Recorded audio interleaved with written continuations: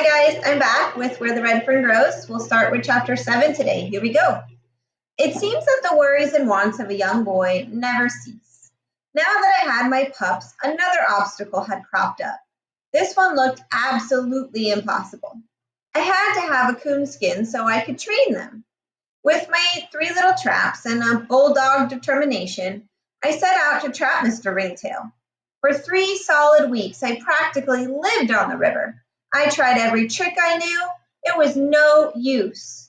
I just couldn't catch the wily old coons. In desperation, I went to my grandfather. He smiled as he listened to my tale of woe.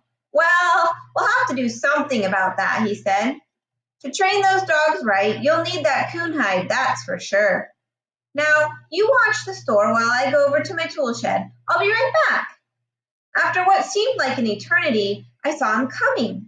He was carrying a brace and a bit, and that was all. And with a mischievous little smile on his face, he said, "You wouldn't think a fellow could catch a coon with a brace and a bit, would you?" I thought he was kidding me, and it made me feel bad. "My Grandpa," I said, "you couldn't catch a coon in a jillion years with that thing. You just don't have any idea how smart they are." "Yes, you can," he said. "You bet your boots you can. Why, when I was a boy, I caught coons on top of coons with one of these things." I saw Grandpa was serious, and I got interested. I laid the brace down on the counter, picked up a small paper sack, and filled it about half full of horseshoe nails. "Now, you do everything exactly as I tell you," he said, "and you'll catch that coon." "Yes, sir, Grandpa," I said. "I will. I'll do anything to catch one of them." "Now, the first thing you'll need is some bright objects," he said. "The best thing is bright, shiny tin. Cut out some of the little round pieces, a little smaller than this bit. Do you understand?" I nodded my head. "Now," he said, "you go down along the river where there are a lot of coon tracks. Find a good solid log close by and bore a hole down about 6 inches. Drop one of the bright pieces of tin down in the hole and be sure it's laying right on the bottom." I was all ears. I didn't want to miss one word my grandfather said. Now and then I would glance at him to see if he was kidding me. In a serious voice, he went on talking.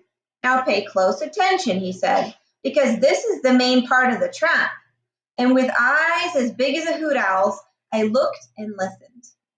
He took 4 of the horseshoe nails from the sack, and with the thumb and forefinger of his left hand, he made a small O about the size of the bit, which was about 1.5 inches in diameter. "Now, we'll say that this is the hole you bored in the log," he said. "About 1 inch apart. Drive these nails in on a slant opposite each other." Holding one of the nails in his right hand, he showed me the right angle. "The ends of the nails will enter the hole about halfway between the top and the piece of tin," he continued. "Leave an opening between the sharp points big enough for a coon to get his paw through." He asked me if I understood, and again I nodded my head and moved a little closer to him. "How is that going to catch a coon, Grandpa?" I asked.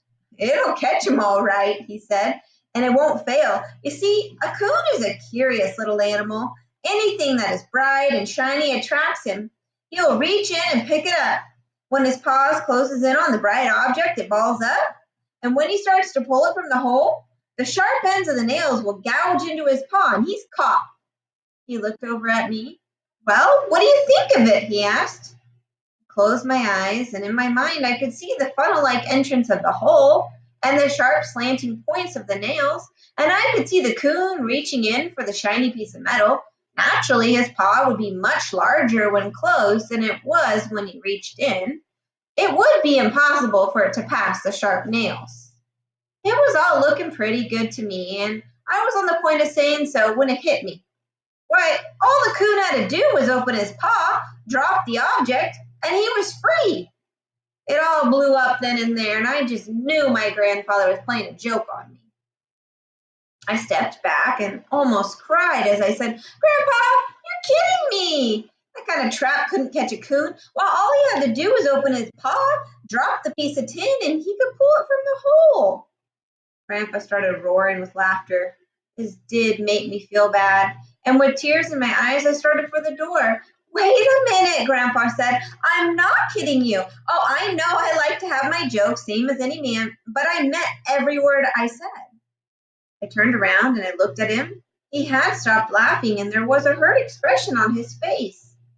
I wasn't laughing at you, he said. I was laughing more at myself than you. I just wanted to see if you were smart enough to see that there was a way the coon could free himself. A fellow wouldn't have to be very smart to see that, I said. Grandpa started talking seriously again. You know, he said, a coon has more than one peculiarity about him.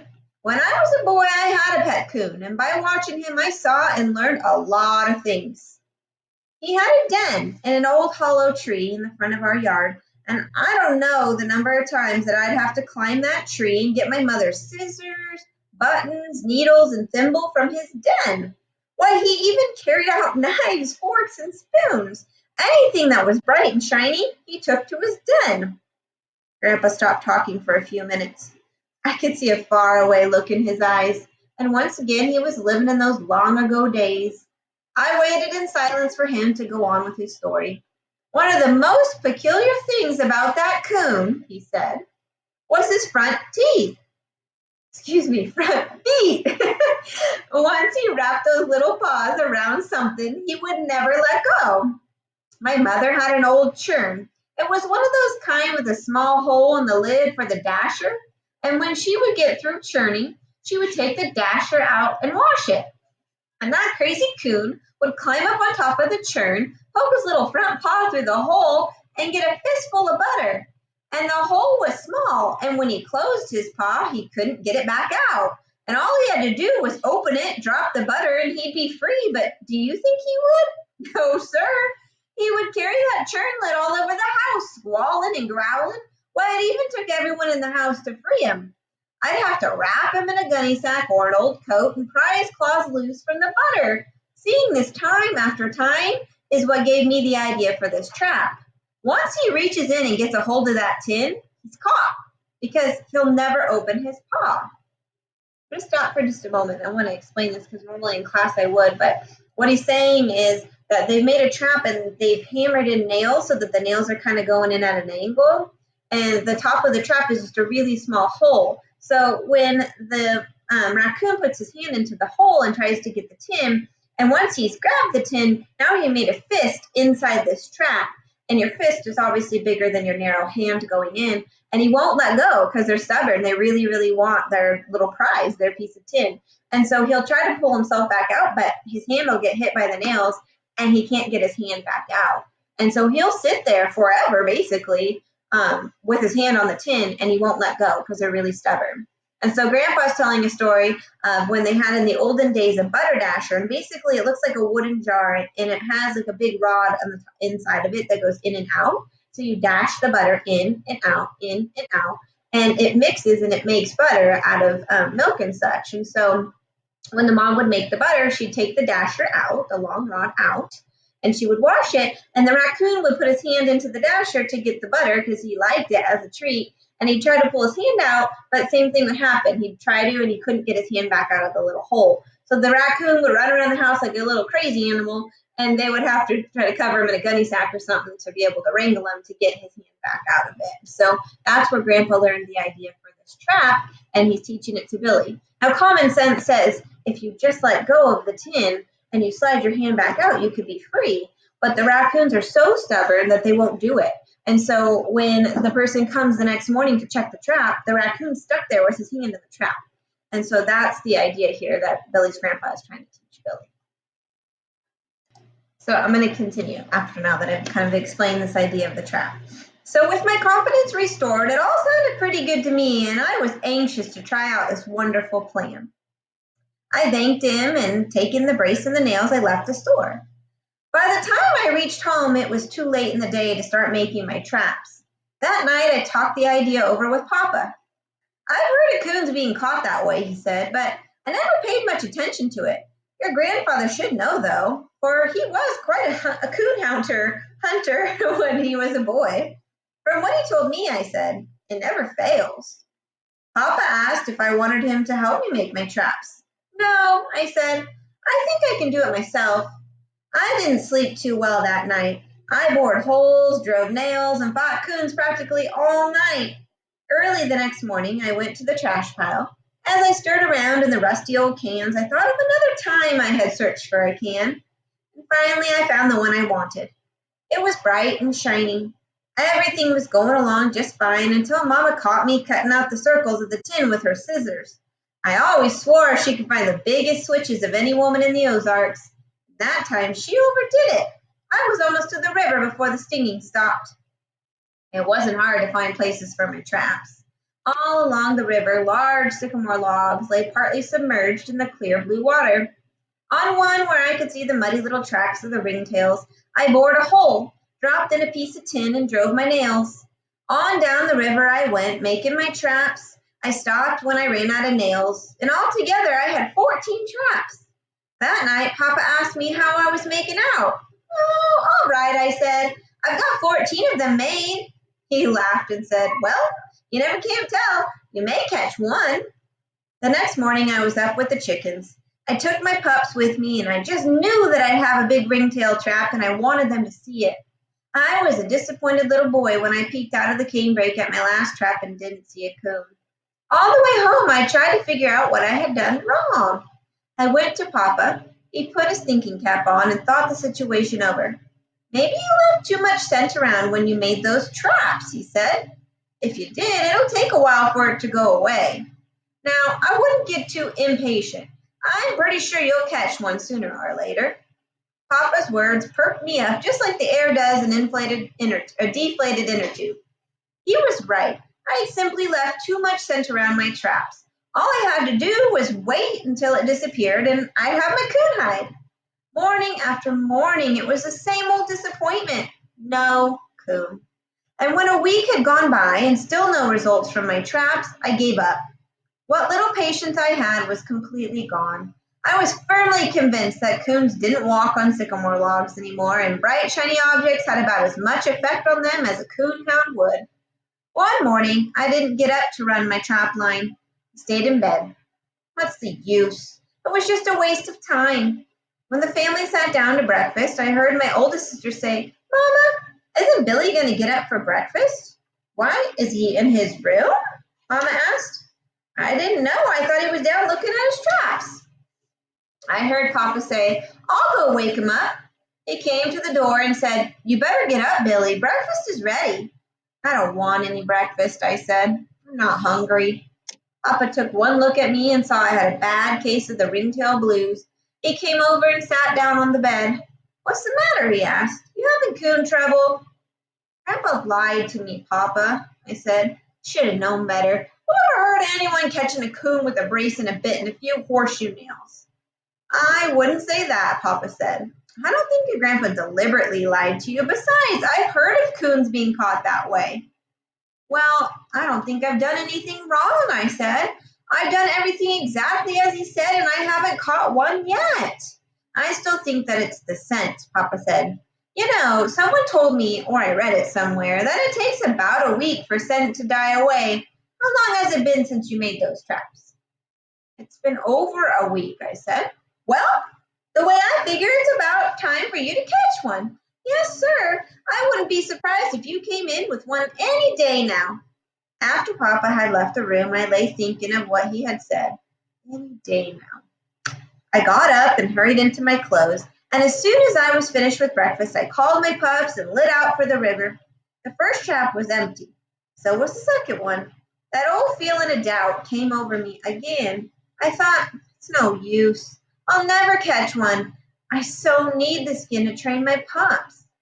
On the way to my third trap, I had to walk through a thick strand of wild cane, and I thought the tuft was going, and my pups started whimpering.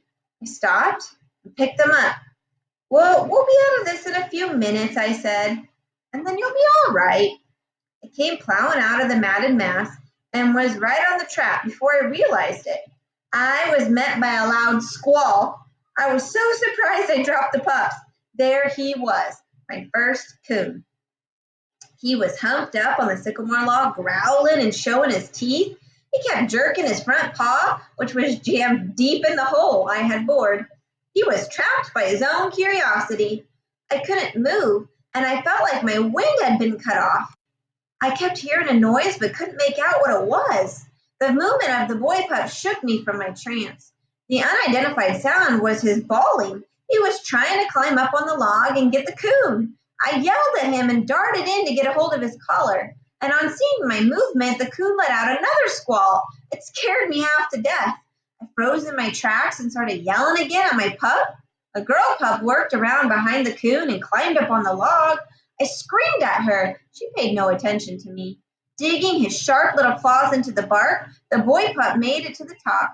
He didn't hesitate. Straight down that sycamore log he charged, and with teeth bared, the coon waited. And when my pup was about 2 feet from him, he made a lunge. The coon just seemed to pull my pup under his stomach and went to work with his tooth and claw. The girl pup saved him. Like a cat in a corn crib, she sneaked in from behind and sank her needle-sharp teeth in the coon's back. It was too much for old Rainey. He turned the boy pup loose, turned around, and slapped her clear off the log. She came running to me, yelping her head off. I grabbed her up in my arms and looked for the boy pup, and when the coon had turned him loose, he too had fallen off the log. He was trying to get back to the coon. I darted in and grabbed him by the hind leg, and with the pup under each arm and running as fast as I could, I lit out for the house. Coming out of the bottoms into the fresh plowed field, I set my pups down so I could get a little more speed. And I started yelling as soon as I came to the side of the house. Mama came flying out with my sisters right behind her. Papa was out by the barn harnessing his team. Mama yelled something at him about a snake. He dropped the harness, jumped over the rail fence, and in a long lope started for me. Mama reached me first. She grabbed me and shouted, "Where did it bite you?" "Bite me," I said. "Why, Mama, I'm not bit. I've got him, Mama. I've got him." "Got what?" Mama asked. "A big coon," I said. "The biggest one in the river bottoms. He's this big, Mama." And I made a circle with my arms as big as a 20-gallon jug. Mama had just groaned way deep down and covered her face with her hands. Some big tears squeezed out between her fingers. Almost in a whisper, I heard her say, "Thank God. I thought you were snake bitten." My sister, seeing Mama cry, puckered up and started bawling. "He needs a whipping," the oldest one said. "That's what he needs, scaring Mama that way." Something busted loose inside of me, and I cried a little too. "I didn't mean to scare Mama," I sniffed. "I just wanted everyone to know I caught a coon." And up until this time, Papa hadn't said a word. He just stood looking on. "Here now," he said. "Let's have none of this crying. He didn't mean to scare anyone." Taking his handkerchief from his pocket, he stepped over to Mama and put his arm around her and started drying her eyes. Mama poked her head around him and glared at me. "Billy Coleman," she shouted, "if you ever scare me like that again, I'll take a switch and wear you to a frazzle." This hurt my feelings, and I really did get turned up. "Everyone's mad at me," I said, "and I haven't done anything but catch the biggest coon on the river." Mama came over. "I'm sorry," she said. "I didn't mean to be cross, but you did scare me. I thought a rattlesnake had bitten you." "Now that that's all settled," Papa said, "we had better go get that coon." Looking at Mama, he said, "Why don't you and the girls go with us? I don't think it'll take long." Mama looked at me and smiled and turned to the girls. "Would you like to go?" she asked, and their only answer was a lot of squealing and jumping up and down. And on the way, Mama noticed some blood on my shirt, and she stopped me and started looking me over. "Where did that come from?" she asked. "Did that coon bite you?" "No, Mama," I said. "I didn't get close enough for him to bite me." And with a worried look on her face, she jerked out my shirt. "You don't seem to be scratched anywhere," she said. "Maybe this is where it came from," Papa said. And he reached down and he picked up my boy pup. His little black nose was split wide open and was bleeding. And I saw a relieved look come over Mama's face. Looking at me, she started shaking her head. "I don't know," she said. "I just don't know." "Did that coon get a hold of this pup?" Papa asked. "He sure did, Papa," I said. "But it wasn't the coon's fault. If it hadn't been for little Land, he'd have eaten him up." I told how my dogs had tied into the coon. Papa laughed as he found my pup. "This dog's going to be a coon hound," he said. "I mean a good one." The coon started squalling as soon as we came in sight. "My goodness," Mama said. "You wouldn't think anything so small could be so vicious." Papa picked up the club. "Now everybody stand back out of the way," he said. "This won't take long." My pups were wanting to get to the coon so badly that they were hard to hold. I had to squeeze them up tight to keep them from jumping right out of my arms. My sisters, with eyes as big as blue marbles, got behind Mama and peeked around her. Papa whacked the coon a good one across the head, and he let out a loud squall, growled, and showed his teeth. He tried hard to get to Papa, but the trap held him. The girls buried their faces in Mama's dress and started bawling. Mama turned her back on the fight. I heard her say, "I wish we hadn't come, poor thing." Papa whacked him again, and it was all over. It was too much for Mama and the girls. They left. I heard the tall cane rattling as they ran for the house. After the coon was killed, I walked over. Papa was trying to get the coon's paw from the trap. He couldn't do it. Taking a pair of pliers from his pocket, he said, "It's a good thing I had these along, or we would have to cut his foot off." And after Papa had pulled the nails, he lifted the coon's paw from the hole. And there, clamped firmly in it, was the bright piece of tin. And in a low voice, Papa said, "Well, I'll be darned. All he had to do was open it up and he was free, but he wouldn't do it. Your grandfather was right." A sorrowful look came over Papa's face as he ran his finger through the soft yellow hair. "Billy," he said, "I want you to take a hammer and pull the nails from every one of those traps. It's summertime now, and their fur isn't any good. Besides, I don't think it's very sportsmanlike. The coon doesn't have a chance. It's all right this time. You needed this one, but from now on, I want you to catch them with your dogs. That way they have a 50-50 chance." "I will, Papa," I said. "That's what I intended to do." And while we were skinning the coon, Papa asked me when I was going to start training my dogs. "I don't know," I said. "Do you think they're too young?" "No, I don't think so," he said. "I've heard that the younger they are, the better it is." "Well, in that case," I said, "I'll start tomorrow." And with the help of my oldest sister, we started giving my pups their first lessons. She would hold their collars wide, made trails in the hide with them to follow. I'd climb trees that leaned out over the river, jump out to the water, swim to the other side, and make trails up and down the bank. And with a long pole and wire, I'd drag the hide to the top of the rail fences, swing it through the air, and let it touch the ground 20 or 30 feet away. I did everything with that hide a coon would do, and probably a lot of things a coon couldn't do. It was a beautiful sight to see my pups work those trails. At first, they were awkward and didn't know what to do, but they would never quit trying. Old Dan would get so eager and excited he would overrun a trail. Where it twisted or turned, he would run straight or balling up a storm. I didn't take him long to realize that a smart old coon didn't always run in a straight line. Little Ann never overran a trail. She would wiggle and twist and cry and whine, and pretty soon she figured it out. At first, they were afraid of water. I never would admit it even to myself. I always said that they just didn't like to get wet. They would follow the trail to the stream and stop. And sitting down on their rears, they would cry and beg for help. And with a pup under each arm, I'd wade out into the stream and set them down in the cool water. 9 times out of 10, one pup would swim one way and the other would go just the opposite way. And I had a time with this part of their training, but my persistence had no bounds. It wasn't long until they loved the water. Old Dan would jump as far out as he could and practically knock the river dry. Little Ann would ease herself in and swim like a muskrat for the opposite shore. I taught my dogs every trick I knew and any new ones I heard about. I taught them how to split up on a riverbank to search for a hidden trail, because it was impossible to tell where a coon would come out of the water. Sometimes he might swim downstream, or other times he might swim upstream. Maybe he would come back to the bank he had just left, or he would cross over to the other side. Perhaps he would stop in the middle of the stream on an old drift. Sometimes he would come out of the water by catching up the dangling limbs of a leaning birch and climbing up never touch the bank. Or he could come out on the same trail he used to go in and backtrack. He would sometimes crawl up under an undermined bank or into an old muskrat den. And one of the favorite tricks of old Smart Ringtail is the tree barking trick.